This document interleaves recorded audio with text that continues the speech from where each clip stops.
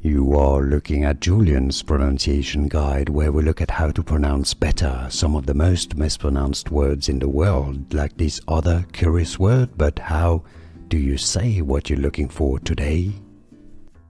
Let's learn how to pronounce this name, this German name, meaning German bread rolls. Let's learn how to pronounce it.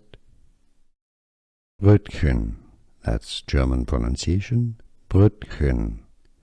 In English, they're generally referred to English pronunciation of those German bread rolls.